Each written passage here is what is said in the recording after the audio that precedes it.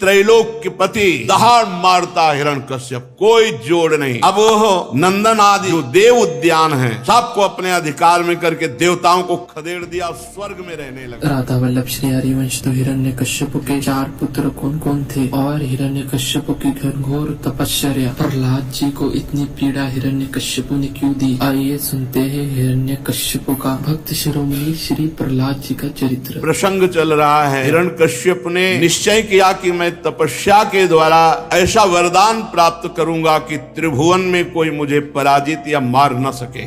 घोर तपस्या, दाहिने पैर के अंगूठे के बल केवल खड़े होकर दोनों हाथ ऊपर उठाकर आकाश की तरफ दृष्टि करके और भगवत मंत्र जप करते हुए इतनी तपस्या की कि उसके शरीर में दीमक लग गई। त्वचा, मांस, रुधिर, नस नाड़ियां ये सब चाट गए, हड्डी में प्राण रहे और ऊपर बांबी लग गई। पूरा त्रिभुवन हिरण्यकश्यप के ताप से तप से व्यथित हो गया। तब भगवान ब्रह्मा जी विवश होकर उसे वरदान देने के लिए वहां आए तो देखा हिरण्यकश्यप दिखाई नहीं दे रहा, पर लग रहा था कि यहीं कहीं है।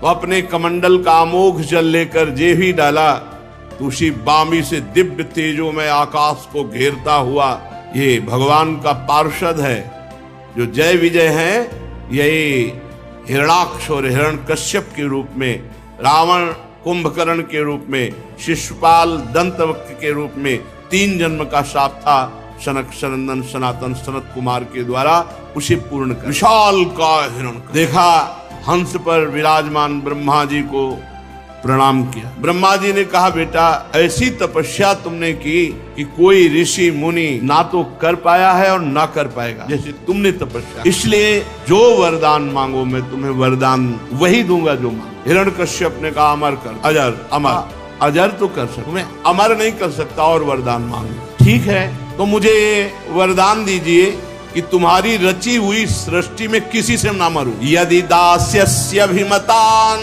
वरान् मे वरदोत्तम भूतेभ्यस्त्वत् सृष्टेभ्यो मृत्युर्मा भून् मम प्रभो। प्रभु वरदाताओं में आप श्रेष्ठ हैं और यदि मुझे अभीष्ट वर देने के लिए आए हैं तो ये वर दीजिए कि आपकी रचना में किसी से न मरूं, चाहे मनुष्य हो, पशु हो, प्राणी हो, देवता हो, राक्षस हो, अप्राणी हो, जीव हो, निर्जीव हो, कोई भी आपकी सृष्टि का, उससे न मरूं। एवमस्तु। प्रभु अभी और है, नांतर बहिर्दिवा नक्तमन्यस्य मादपि चायुधै ना भूमौ नाम्बरे मृत्युर ना नरैर न मृगैरपि।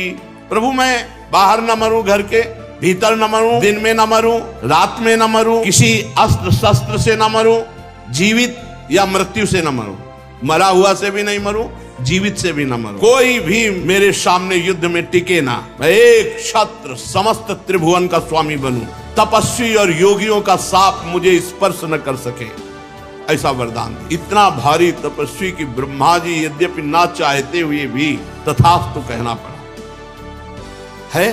तप है तो बोलना पड़ेगा तथा। जब ब्रह्मा जी इस प्रकार दुर्लभ वरदान उसको दिए, ब्रह्मा जी ने कहा बेटा यद्यपि ये वरदान बड़े दुर्लभ हैं, किसी को ऐसे वरदान नहीं दिए जा सकते, पर तुमने ऐसी तपस्या की, तुम्हें ये वरदान प्राप्त। और ब्रह्मा जी अंतर्धान, वो जानता था कि ब्रह्मा जी के वचन कभी मिथ्या नहीं होते। अब किसी ऋषि मुनि का साप नहीं, ब्रह्मा की बनाई हुई सृष्टि से नहीं मरूंगा, दिन में नहीं, रात में नहीं, बाहर नहीं, भीतर नहीं, जीव से नहीं, निर्जीव से नहीं, पृथ्वी में नहीं, आकाश में नहीं, सब घुमा के उसने ऐसा मांग लिया मानो अमर। अब जे ही ब्रह्मा जी गए ते उठाया त्रिशूल और उसको भगवान श्री हरि की याद आई, ये दुश्मन हमारे भाई हिरणाक्ष का वध करने वाला है, अब मैं इसका गला काटूंगा और इसके खून से तर्पण करूंगा अपने भाई को। अविवेकी हिरण्यकश्यप को पता नहीं कि भगवान का श्रीअंग चिदानंद है, किसी अस्त्र से काटा नहीं जा सकता, और रक्त मांस आदि धातु ये मनुष्य शरीर में होती, चिदानंद में नहीं। अब तो वो अपने साथियों को लेकर के तीनों लोकों की विजय की, देवता, असुर, नरपति, गंधर्व, गरुण, सर्प, सिद्ध, चारण, विद्याधर, ऋषि, पितर, मनु, यक्ष, राक्षस, पिशाचराज, प्रेत, भूतपति, सबको जीत लिया हिरण्यकश्यप। विश्व विजयी त्रैलोक्यपति दहाड़ मारता हिरण्यकश्यप, कोई जोड़ नहीं। अब वो नंदन आदि जो देव उद्यान है सबको अपने अधिकार में करके देवताओं को खदेड़ दिया, स्वर्ग में रहने लगा। विश्वकर्मा के द्वारा बड़ा विचित्र बनाया हुआ देवराज इंद्र का भवन, त्रिभुवनपति का भवन छीन लिया और त्रिभुवनपति बनकर के हिरण्यकश्यप विराजमान हुआ। तीनों लोकों का सौंदर्य इंद्र भवन में विराजमान है। ऐसी मूंगे की सीढ़ियां, पन्ने के गर्ज, स्फटिक मणि की दीवारें, वैदूर्य मणि के खंभे और माणिक की कुर्सियां, दूध फेन के समान शैयाएं, स्वर्ग की अप्सराएं, सब हिरण्यकश्यप की सेवा में। त्रिभुवनपति महेंद्र देवराज के महल में महाबली महामनस्वी हिरण्यकश्यप त्रिभुवन को जीत करके अपने अधीन करके अप्सराओं से विहार करने लगा।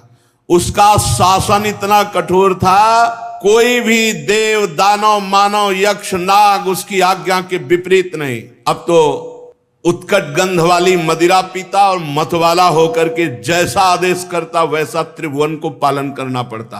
केवल 3 उसके अंडर में नहीं थे, भगवान ब्रह्मा, भगवान हरि और महादेव। बका पूरा त्रिभुवन उसके अधीन था। जब पुरुषार्थ से इंद्रासन पर बैठ गया तो विश्वावसु, तुम्बुर, गंधर्व, सिद्ध, ऋषिगण, विद्याधर ये स्तुतियां करती, अप्सराएं सामने नृत्य करती। युधिष्ठिर किसी भी देवता को कोई आहुति नहीं दे सकता था उसके राज्य में। सब देवता क्षीण होने लगे। कोई वर्णाश्रम धर्म का पालन नहीं कर सकता, कठोर नियम। उसने पहले ही आदेश दे रखा था, जिनको ये समझ में आता हो कि सनातन को नष्ट कर देंगे तो पहले आकाश को नष्ट करके दिखावे। आकाश है सनातन, वायु है सनातन, पृथ्वी है सनातन, समुद्र है सनातन, जल है सनातन, अग्नि है सनातन, हरि है सनातन। कैसे जानेंगे? हिरण्यकश्यप को भी भ्रम हो गया कि सनातन को नष्ट कर देंगे, मिटा देंगे। इतना भय नदियां खाती थी, जो चाहता वो नदियों में प्रवाहित होता। कोई सूरा बहा रही है, मदिरा, कोई घृत, कोई इक्षुरस, कोई दधी, कोई दुग्ध, कोई मीठा शरबत, कोई रत्न की राशियां तरंगों से उछाल करके किनारे। हिरण्यकश्यप के शासन में अकेला ही समस्त लोकपालों के गुण धारण कर रहा था। जैसे लोकपाल वरुण, लोकपाल अग्निदेव, लोकपाल वायुदेव, वायु और लोकपाल यम, सबके गुण अपने में अकेले धारण करता। इतना महान तपस्वी। पर कुछ भी हो, था तो इंद्रियों का दासी। कितना भी बड़ा बलवान हो, गुलाम तो मन और इंद्रियों का ही था। अब ईश्वर से मतवाला होकर शास्त्र की मर्यादा का उल्लंघन करते हुए मदिरा पीकर घमंड से जब घूमता तो थर थर कांपती पूरी सृष्टि। उसका कठोर शासन, लोकपाल घबरा गए। कहीं किसी को ठौर नहीं तो सब लोकपाल आदि भगवान को पुकारा। सबके रक्षा करने वाले भगवान श्री हरि है। सबने हाथ जोड़ा और कहा, जहां भी हो सर्वात्मा जगदीश्वर भगवान श्री हरि, वो हमारी प्रार्थना सुने हैं। हम उनके निवास स्थान को और उनको नमस्कार करते हैं। सबने खाना पीना छोड़ दिया है, सब केवल आपको पुकार रहे हैं। प्रभु आप ही रक्षा कर सकते हो। नहीं, ये हिरण्यकश्यप पूरी सृष्टि को अपने अधीन करके मनमानी आचरण कर रहा है। समस्त ऋषि मुनि लोकपाल जब ऐसी पुकार की तो तेषाम आविर्भूतवाणी अरूपा मेघ निश्वना सन्नादयन्ती ककुभः साधु नाम अभयंकरी। सज्जन पुरुषों को अभय प्रदान करने वाली भगवान की मेघ गंभीर आकाशवाणी हुई। देवताओं, ऋषि मुनियों, मां भैष्ट विबुध श्रेष्ठा सर्वेशाम भद्रमस्तुवा मत दर्शनम ही भूतानाम सर्वश्रेयोपपत्तये। मत डरो, जो मेरी शरण में आ गया उसको मैं निर्भय कर देता हूं। मैं इस नीच दैत्य को मिटा देता पहले ही। मुझे पता है थोड़ा समय और बकाया है इसके तपस्या के पुण्यों का।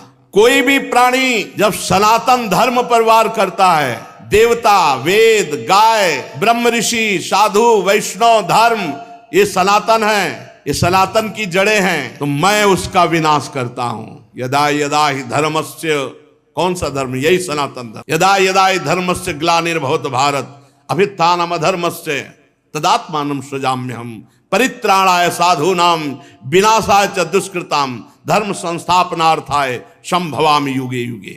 मैं इंतजार कर रहा हूं किस बात का? ये जब अपने लाडले पुत्र प्रहलाद का, जो मेरा भक्त है, ये जब द्रोह करेगा, उसको मारने की चेष्टा करेगा, अनिष्ट करेगा, तो ये सर्वशक्तिमान है, फिर भी मैं इसे मार डालूंगा। सुनने को तो मिला कि मार डालूंगा, नहीं आज तक था कि मारा ही नहीं जाएगा, क्योंकि ऐसे वरदान ले लिया है। नारद जी कहते सब ऋषि मुनि लोकपाल सबको बड़ा आनंद हुआ कि मारा जाएगा, भगवान के वचन सत्य है। सब लौट आए और बस धैर्य पूर्वक बाट जोहने लगे कब मारा जाएगा। चाहे जितना बड़ा तपस्वी हो, चाहे जितना बड़ा वरदानी हो, जब समाज उसके नाश का चिंतन करने लगती है तो उसका नाश निश्चित हो जाता है। ऐसा ना समझे कि समाज अनाथ है, सब समाज के स्वामी हैं भगवान श्री हरि।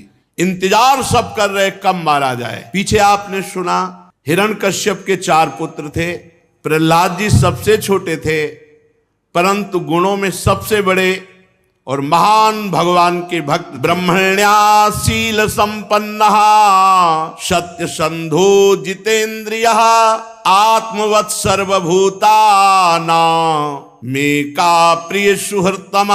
ब्रह्म ऋषियों के भक्त, सौम्य स्वभाव, सत्य प्रतिज्ञ, जितेंद्री, समस्त प्राणियों में एकमात्र श्री भगवान को देखने वाला स्वभाव, ये प्रहलाद जी का था। प्रहलाद जी सदैव बड़ों के आने पर खड़े हो जाना, उनके चरणों में झुककर प्रणाम करना, हाथ जोड़कर बात करना, बड़ी विनम्रता। भक्त में ऐसी ही विनम्रता होनी चाहिए। छोटों पर बड़ा दुलार, समान वालों पर मित्रता का व्यवहार, बड़ों पर पिता जैसा भाव प्रहलाद जी रखते, और गुरुजनों में तो सीधे भगवत भाव रखते। मेरे भगवान, इतना धन ऐश्वर्य सब कुछ, पिता इतना बलवान, पर कोई भी घमंड नहीं प्रहलाद जी को। प्रहलाद जी हर परिस्थिति को भगवान का विधान मानते हैं, इसलिए उन्हें कभी दुख सुख नहीं होता, वो आनंद में रहते। लोक परलोक किसी की कोई परवाह नहीं, एकमात्र भगवान के चिंतन में चित्त डूबा हुआ। प्रहलाद जी संपूर्ण वैभव को असत्य निस्सार समझते थे, इसलिए कभी घमंड नहीं हुआ। प्रहलाद जी जितेंद्री थे, मनोनिग्रही थे, शरीर उनके वश में था,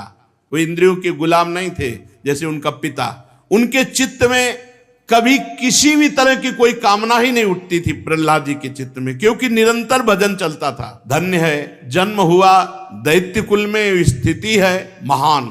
निरंतर भजन में डूबे रहते, कामना की कोई गुंजाइश ही नहीं थी, कोई कामना उनके हृदय में नहीं थी। अवस्था 5 वर्ष की, स्थिति सर्वोपरि। महात्मा लोग जिन स्थितियों को चाहते हैं, प्रहलाद जी में वो स्थिति स्वाभाविक विराजमान थी। सबसे खास स्थिति निरंतर भगवान का भजन और कोई कामना, इसी से सारी स्थितियां प्रकट हो जाती। वो जहां कहीं कोई बैठता तो भगवान के चरित्र या भक्तों के चरित्र ही कथन श्रवण करते प्रहलाद जी। अजात शत्रु थे प्रहलाद जी, कोई उनका दुश्मन था ही नहीं पूरी सृष्टि में। प्रहलाद जी के विषय में जितनी महिमा वर्णन की जाए वो सब थोड़ी है, क्योंकि जिसका चित्त भगवान में जुड़ा हुआ है उसमें सब दैवी संपदा सद्गुण आ जाते हैं। प्रहलाद जी बचपन में जो बालकों के खेल कूद होते हैं वो नहीं खेलते थे, वो एकांत में जड़वत ध्यान में डूब जाते, भगवान के चिंतन में डूब जाते। भगवान श्री हरि उनके साथ खेल भाव में ऐसा चित्त चुरा लिया था भगवान ने कि प्रहलाद जी को कोई सुध बुध ही नहीं रहती। हर समय वो देखते भगवान उनके साथ खेल रहे, भगवान उनके साथ खा रहे, भगवान उनके साथ सो रहे, भगवान ही ऐसी उत्तम स्थिति। वो देखते कभी कभी कि भगवान अपनी गोद में लेकर मुझे दुलार कर रहे हैं, कभी कभी ऐसा देखते कि भगवान मुझे छोड़कर रूठ कर जा रहे हैं तो जोर जोर से रोने लगते।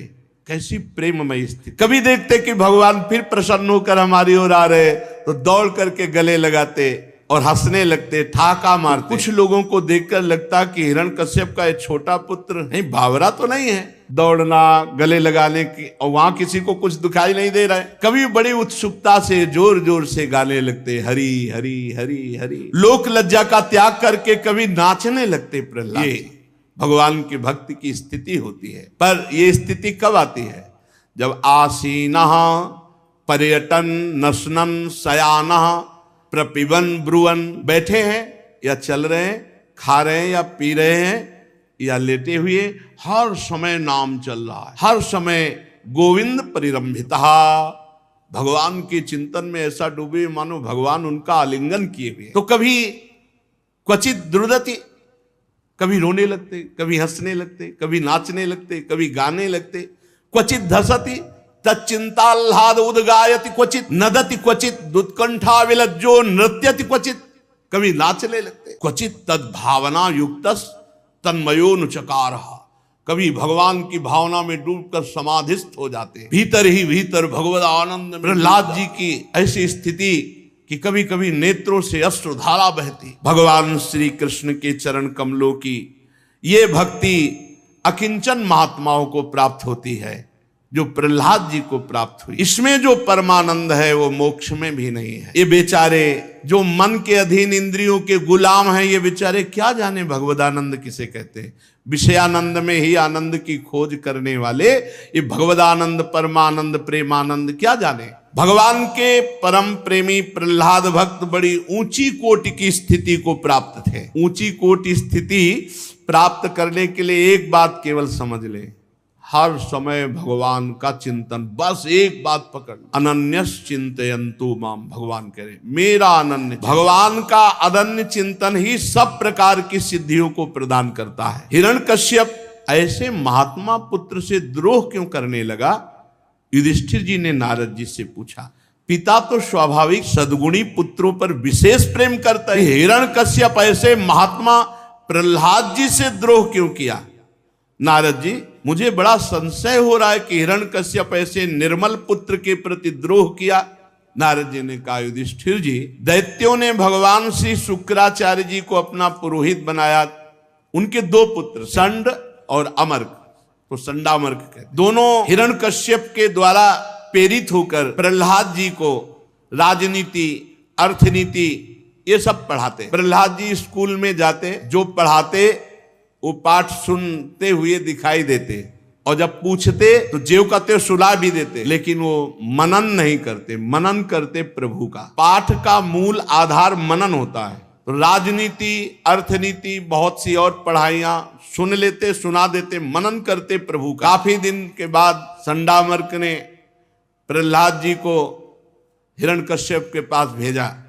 कयाधु जी ने बढ़िया श्रृंगार कर दिया था। 5 वर्ष का महान भागवत। हिरण्यकश्यप ने जो ही देखा सिंहासन के पास प्रहलाद जी, गोद में उठा लिया, गोद में लेकर छाती से लगाया, मस्तक सूंघा और कहा, बेटा प्रहलाद, बोलो तुम्हें त्रिभुवन में कौन सी ऐसी वस्तु दे दूं, कौन सी ऐसी बात अच्छी लगती है जो तुम्हें सुख मिले। जैसे बच्चे से पूछा तुम्हें क्या चाहिए, कौन सी वस्तु तुम्हें अच्छी लगती है, ऐसे प्रहलाद को गोद में लेकर हिरण्यकश्यप ने पूछा। प्रहलाद जी ने कहा, तत्साधु मन्ये सुरवर्य देहिनाम सदा समुद्विग्न धिया मसद्गृहा हित्वात्मपातम गृहमंद कूपम बनम गतो यद्धरिमाश्रयेत। पिताजी, मुझे अच्छी जो बात लगती है, मैं और मेरे का त्याग कर दे, ये दुराग्रह है। अधापतन के मूल ये घर गृहस्थी के भोगों का त्याग कर दे और सब कुछ छोड़ छाड़ के एकांत में बैठ के हरे शरणम यद्धरिमाश्रयेत ऐसा जपे, ये जीवन का सबसे बढ़िया बात है। प्रहलाद जी ने कहा, तुम्हें बेटा क्या पसंद है? हिरण्यकश्यप ने पूछा। बोले, मुझे पसंद है घर गृहस्थी, अहंकार, भोग वासना छोड़कर एकांत में बैठकर हरिमाश्रयेत, हरिशरणम हरिशरणम, ऐसा हरि का आश्रय लेकर खूब भजन करें। प्रहलाद जी के मुख से अपने दुश्मन हरि की शरण और खूब भजन करने की बात सुनकर हिरण्यकश्यप ठठाकर हंस पड़ा और उसने कहा, अब समझ, दूसरों के बहकाने से बच्चों की बुद्धि भ्रष्ट हो जाती है, नष्ट हो जाती है। लगता है यह संडामर्क जो है ये हरि के पक्ष में हो गया, तभी ऐसी शिक्षा दी है। बालकों की देख रेख ना की जाए तो उनकी गलत शिक्षा, गलत संस्कार पड़ जाए। संडामर्क तो कापने, उन्होंने कहा, नहीं महाराज, मैंने एक शब्द भी हरी बार कभी नहीं बोला होगा। हमने तो जो आपने बताया वही राजनीति, अर्थनीति, ये सब नीतियां पढ़ाई, ये हमने नहीं पढ़ाया। तो उनका आप सावधान, दोबारा गलती नहीं होनी चाहिए। प्रहलाद जी से कहा, ठीक से पढ़ो जो गुरुजन पढ़ाते हैं। पुरोहित ले गए, जो गुरु थे संडामर्क, शुक्राचार्य के, फुसला के पूछा, बेटा प्रहलाद, तुम्हारा कल्याण हो सही बताना, हमने तो कभी पढ़ाया नहीं तुम्हें। ये तुम्हारी बुद्धि ऐसी प्रवीण कहां से हो गई कि हरि का आश्रय ले, ये घर गृहस्थी के भोग सब नरक पहुंचाने, ये किसने सिखाया है? प्रहलाद जी ने कहा कि ये मेरी उल्टी बुद्धि किसी के बहकाने से नहीं है, ये मनुष्यों की जो मोह ग्रसित बुद्धि है, जो भोगों में सुख बुद्धि है, ये भगवान को मैं नमस्कार करता हूं, उनकी प्रचंड माया से ये मैं और मेरे का भेद प्रकट हो गया है। गुरुदेव, ये किसी के पढ़ाने से नहीं है, ये पशु बुद्धि, ये मेरा है, ये तेरा है, ये मैं हूं, ये तू है, ये मायाकृत भेदभाव पैदा होता है भगवान की माया से। वो परमात्मा है, वो सबकी आत्मा है। अज्ञानी लोग भेद करके उसको नहीं जानते। बड़े बड़े ब्रह्मा आदि भी उस विषय में मोहित हो जाते हैं। आपके शब्दों में कि तुम्हारी बुद्धि कौन बिगाड़ रहा है, तो आपके शब्दों में वही परमात्मा मेरी बुद्धि बिगाड़ रहा है। गुरुजी, ये किसी के पढ़ाने लिखाने से नहीं है। जैसे चुंबक के पास लोहा खिंच जाता है, वैसे ही श्री हरि के पास मेरा मन इंद्रिया सब खिंच गई। बहुत सुंदर, बहुत सुंदर आकर्षण। मेरा चित्त श्री हरि में ऐसे चिपक गया जैसे चुंबक में। प्रहलाद जी इतना कह के चुप हो गए। बेचारे राजनीति, लोक रीति ये जानने वाले इस उच्च कोटि के महात्मा की बात को क्या झिड़क दे, बंद करे सब बातें, अब ये नहीं पढ़ोगे, अब ये याद नहीं करोगे, ये हमारी कीर्ति में कलंक लगा रहा है। दुर्बुद्धि कुलांगार, तू दंड का पाप, दैत्य वंश के चंदन में तू कांटेदार बंबूल कहां से पैदा हो गया। संडा मर्क जी कह रहे, लाओ डंडा। संडा मर्क जी अभी इसकी पिटाई कर। अरे तुझे पता नहीं ये हरि तेरे वंश का नाश करने वाला है। वो कुल्हाड़ का काम है, तू डंडे का काम कर रहा। नादान बच्चे, तेरी समझ। बहुत डांटा फटकारा। अब प्रहलाद जी को काम संबंधी, अर्थ संबंधी, राजनीति संबंधी ये सब बातें प्रहलाद जी शांत। गुरु जी ने देखा कि अब प्रहलाद जी कोई भगवत चर्चा नहीं करते, अब तो काम और राजनीति, लोक रीति ये सब इनमें बड़े प्रवीण हो रहे हैं। ले गए। माता कयाधु ने पुनः श्रृंगार किया, नहला धुलाकर अच्छे कपड़े पहनाए। अब संडामर्क जी ले गए हिरण्यकश्यप के पास। इस बार प्रहलाद जी खड़े नहीं हुए सिंहासन के पास, साष्टांग दंड। हिरण्यकश्यप अरे जी देखा कि इतना विनम्र कूद पड़े सिंहासन से, गोद में और अपनी छाती से लगाया, सिंहासन में बैठ गए, दोनों हाथों से ऐसे छाती पे लगाया। बेटा, बड़ा आनंद आया है, बड़ा नम्र है। हिरण्यकश्यप की गोद में प्रहलाद जी पूछा, चिरंजीव बेटा प्रहलाद, तुमने इतने दिनों में गुरुजी से शिक्षा प्राप्त की, उसमें से एक अच्छी कोई बात हम पीछे पूछा था, तुम्हें क्या पसंद है? बोले घर द्वार छोड़कर एकांत में जाके हरिशरणम हरिशरणम हरिशरणम। अब पूछा कि जो गुरुजी ने तुम्हें पढ़ाया उसमें से कोई एक बात अच्छी सी मुझे बताओ। तो बताया, श्रवणम कीर्तनम विष्णु स्मरणम पाद सेवनम अर्चनम वंदनम दास्यम सख्यमात्म निवेदनम इति पुंसार्पिता विष्णुर भक्तिश्चे नवलक्षणा क्रियते भगवत्यद्धा तन्मन्ने धीतमुत्तमम। पिताजी, मुझे सबसे अच्छी बात लगती है भगवान की नाम कीर्तन, भगवान के गुणों का गायन, भगवान के गुणों का श्रवण, भगवान का स्मरण, भगवान की अर्चना वंदना, दास्य सख्य और आत्मनिवेदन। ये जो नवधा भक्ति है बहुत जोर की, मुझे बहुत पसंद है। प्रहलाद जी की बात सुनते हिरण्यकश्यप आग बबूला हो गया, ओठ फड़कने लगे और शुक्राचार्य जी के पुत्रों से कहा, तुझे मेरा भय नहीं दुर्बुद्धे, तूने मेरे विपरीत मेरे दुश्मन की बात कैसे सिखा दी मेरे बेटे को? ये निस्सार शिक्षा कैसी दे दी? अवश्य तू हमारे शत्रुओं से मिला है। संसार में ऐसे दुष्टों की कमी नहीं जो मित्र का बाना धारण करके छिपे छिपे शत्रु का काम करते हैं, परंतु उनकी कलई ठीक वैसे ही खुल जाती है जैसे छिप कर पाप करने वालों का पाप समय पर रोग के रूप में प्रकट होकर उनकी पोल खोल देता है। संडामर्क जी ने कहा, महाराज आप दंड दे सकते हो, मैं इस विषय में आपसे एक प्रार्थना करना चाहता हूं कि आपके पुत्र को मैंने एक अक्षर ये सब नहीं सिखाया। हमने तो काम संबंधी, राजनीति संबंधी, लोक रीति, ये सब राजनीति ये सिखाया है। ये किसी सिखाने पढ़ाने से नहीं है, ये जन्मजात स्वाभाविक सिद्ध बुद्धि इसकी, ये किसी ने नहीं पढ़ाया। बहुत सावधानी रखी, कोई प्रवेश बाहरी नहीं हुआ, हमने सिखाया नहीं। महाराज आप क्रोध शांत करो, इसी से पूछ। जब संडामर्क जी ने ऐसा उत्तर दिया तो हिरण्यकश्यप ने प्रहलाद से पूछा, यदि तुझे तेरे गुरुजनों ने ये नहीं सिखाया तो कहां से तेरे को बुद्धि प्राप्त हुई? बोल। प्रहलाद जी ने कहा मतिर्न कृष्णे परतः स्वतो वा मिथोभिपद्येत गृहव्रतानाम् अदान्त गोभिर्विशतां तमिश्रम् पुनः पुनश्चर्वित चर्वणानाम् नाते विदुः स्वार्थ गतिं हि विष्णु दुराशयाये बहिरर्थमानिनः अंधा यथान्धैरुपनीयमाना वाची सतन्त्या मुरुदाम निबद्धा नैषां मतिस्तावदुरुक्रमाङ्घ्रिं स्पृशत्यानर्थापगमो यदर्थः महीयसां पादरजोऽभिषेकं निष्किंचनानां न वृणीत यावत्। प्रहलाद जी ने कहा, संसार के लोग पिसे हुए को पीस रहे हैं, चबाए हुए को चबा रहे हैं। हे इंद्रियों के गुलाम, विषयों में बार बार गिर करके फिर उन्हीं विषयों को भोग रहे हैं। घोर नरक की ऐसे लोग क्या सिखाएंगे हमको? ये हमको क्या सिखाएंगे?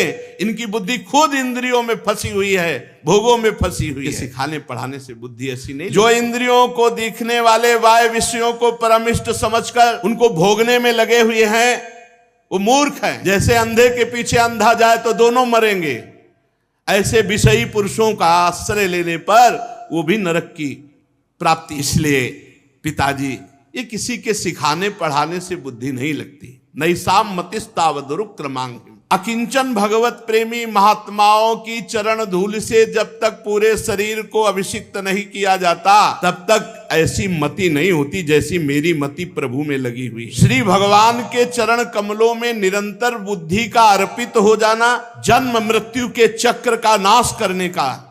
पर यह बुद्धि तभी अर्पित होती जब किसी भगवत प्रेमी महात्मा का आश्रय मिले, भगवत प्रेमी महात्मा की चरण रज मिले, क्योंकि ये नारद जी की कृपा से प्राप्त है प्रहलाद जी को। ऐसी प्रहलाद जी चुप हो गए कहकर, गोद में ही अभी बैठे। हिरण्यकश्यप क्रोध के मारे तो बावला हो गया, ऐसे उठाया प्रहलाद जी को, पटक दिया और कहा, दैत्यो ले जाओ इसको हमारे सामने से, तुरंत हमारी आज्ञा का पालन। देखो तो सही, जिसने इसके चाचा हिरण्याक्ष को मार डाला उसी का भजन करता, उसी की दास्ता की बात करता, उसी की पूजा की बात करता। मार डालो इसको, मैं नहीं देखना चाहता ऐसे पुत्र। ये विश्वास योग्य नहीं रहा। 5 वर्ष की अवस्था और ये माता पिता का वात्सल्य भुला करके हमारे दुश्मन का गीत गाता है। अगर दूसरा कोई औषधि के समान भलाई करने वाला हो तो उसे मैं पुत्र के समान मान सकता हूं। यदि मेरा पुत्र रोग के समान कष्ट देने वाला हो तो उसे शत्रु के समान मानना चाहिए। ये स्वजन का बाना पहनकर मेरा कोई दुश्मन आया है, जैसे योगी की भोग लोलुप इंद्रियां उसका नाश कर देती हैं, ऐसे ये मेरा नाश करने के लिए पैदा हुआ। हिरण्यकश्यप का आदेश, तीखी दाढ़ वाले विकराल, जिनकी लाल लाल मूछ दाढ़ी, हाथ में त्रिशूल लेकर प्रहलाद जी के ऊपर टूट पड़े। मारो मारो। प्रहलाद जी श्री हरि श्री हरि श्री हरि। देखो कैसी निष्ठा है। 5 वर्ष की अवस्था, सच्चे गुरु का चेला, गुरु मेहरबान तो चेला। 5 वर्ष का बालक त्रिभुवनपति हिरण्यकश्यप के से भयभीत नहीं हुआ। बैठ गए प्रहलाद जी, ऊपर से तलवार त्रिशूल ऐसे नुकीले अस्त्रों का प्रहार हो रहा है और चुपचाप प्रहलाद जी शांत बैठे हुए, बस एक ही रट लगी, श्री हरि श्री हरि श्री हरि। दैत्यों ने बड़े जोर जोर से प्रहार किया, लेकिन खरोच भी नहीं आई प्रहलाद जी के शरीर में। खरोच क्यों? क्योंकि प्रहलाद जी की रक्षा कर रहे हैं श्री भगवान। ऐसे किसी को दिखाई नहीं दे रहे, और भगवान के चिदानंद अंग में ये अस्त्र शस्त्र प्रवेश नहीं करते। जैसे आत्मा है तो नैनम छिन्दन्ति शस्त्राणि नैनम दहति पावकः न चैनम क्लेदयन्त्यापो न शोषयति मारुतः। तो आत्मस्वरूप भगवान के श्री अंग है, और भगवान ऐसे किए हैं, और वो समझ रहे हैं प्रहलाद को मार रहे हैं। तो प्रहलाद जी के कहीं खरोच भी नहीं। मनवाणी के अगोचर सर्वात्मा भगवान प्रहलाद जी की रक्षा कर रहे हैं। और दूसरी बात, भगवान ही त्रिशूल में है, भगवान ही तलवार में है, वो लगी नहीं रहे, वो लगी नहीं रहे। आकर के बताया, महाराज ये नहीं मर रहा है। शूलों से मारा, त्रिशूल से, तलवार से, खरोच भी नहीं आई।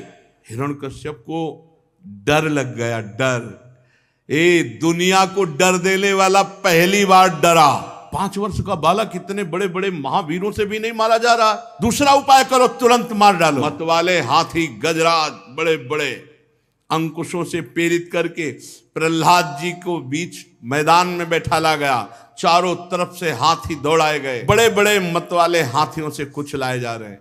प्रहलाद जी श्री हरि महाराज हाथियों से भी नहीं, विषधर सांपों से डसवाया जाए, बड़े बड़े कोबरा किंग कोबरा सब छोड़े गए, प्रहलाद जी के सब लिपट रहे हैं, काट रहे हैं, पर दांते नहीं घुस रहे, जहरे नहीं जा रहा। हरि का प्रताप, भगवान जो विष को अमृत कर दे, अमृत को विष कर दे, उन भगवान का प्रभाव। खूब सांपों से डसवाया गया, यहां तक कि सांपों की कोठरी में कई दिनों तक बंद रखा गया। अब तो मर गया होगा, निकाला तो सांप ऐसे खेल रहे थे जैसे कोई परिचय का। खूब प्रहलाद जी से, महाराज नहीं मरा, सांपों से भी नहीं मरा, बड़े चिंतित। संडामर्क जी ने कहा हमें दो, हम कृत्या राक्षसी उत्पन्न करेंगे, मार डालेंगे। ठीक है, वो शुरू हुए, मंत्रों के द्वारा अनुष्ठानों मारण शक्ति का प्रयोग किया, कृत्यारूपी राक्षसी प्रकट हुई और प्रहलाद जी की तरफ चली तो प्रहलाद जी की तरफ जाते ही वो उलट गई और संडामर्क को उठा के पटक दिया, मार डाला संडामर्क को, और राक्षसी अंतर ध्यान हो गई। तब प्रहलाद जी ने संडामर्क जी के समीप गए और उनके चरणों को पकड़ के कहा, यदि मैं सर्वत्र श्री भगवान को देखता हूं तो हमारे गुरु जी जीवित हो जाएं। संडामर्क पुनः जीवित हो। अब उनको जब ज्ञान हुआ कि प्रकट की हुई कृत्या ने हमको मार डाला, प्रहलाद ने बचाया, तो बहुत हृदय से प्रेम हुआ, पर वो कुछ कह नहीं सके क्योंकि हिरण्यकश्यप के भय से, पर हृदय से लुट गए प्रहलाद जी कि निर्दोष बालक की हत्या करने के लिए हमने प्रयास किया, इसीलिए कृत्या ने हमें मार। अब ये भी चेष्टा गई।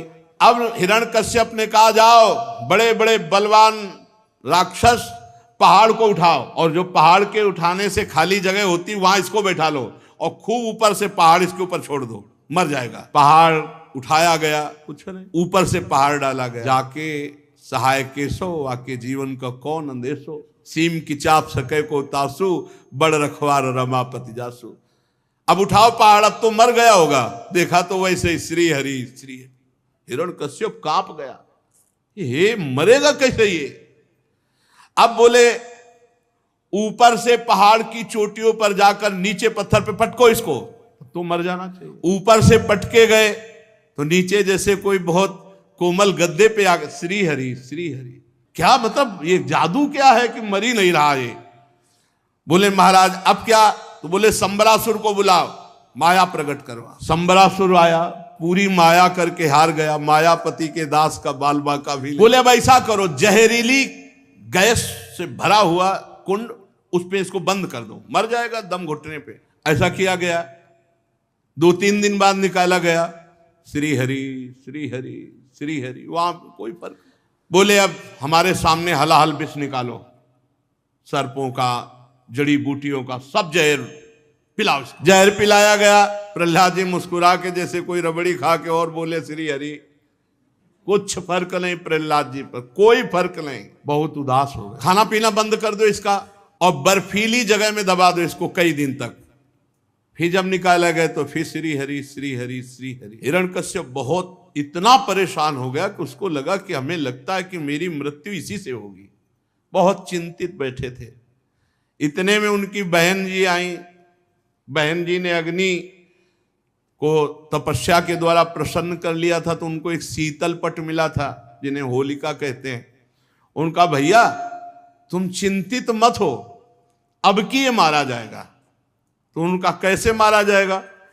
बोले हमको तो प्राप्त है अग्नि का शीतल पट, तुम लकड़ियों का ढेर लगाओ, बीच में जगह बनवाओ, हम जबरदस्ती लेकर इस बालक को बैठ जाएंगे, आग लगवा दो, मुझे अग्नि का वरदान रूपी शीतल पट मिला, मैं जलूंगी नहीं, ये लड़का भस्म हो जाएगा। हिरण्यकश्यप को थोड़ी तसल्ली मिली, पर थोड़ा संशय था कि इतनी जगह नहीं मरा तो पता नहीं आग जलाए कि ना जलाए इसको। अब जैसा विधान बनाया गया था, बहुत टाल का टाल लकड़ी एकत्रित कर दी गई, नीचे अंदर जगह बना दी गई। होलिका लेकर के बैठ गई प्रहलाद जी को पकड़ के सामने। प्रहलाद जी ने कहा, बुआ जी आप निश्चिंत रहो, पकड़ने की जरूरत नहीं, हम आपके सामने ही बैठे हैं। और श्री हरि श्री हरि श्री हरि। अब इशारा कर दिया, लगाओ आग। चारों तरफ से आग लगा दी गई। जो ही आग लगी तो हरी पेरी तो ऐसी हवा चली कि शीतल वो तो पकड़े बैठी थी प्रहलाद जी को, तो शीतल पट पूरा प्रहलाद जी के ऊपर और बुआ जी फुआ हो गई।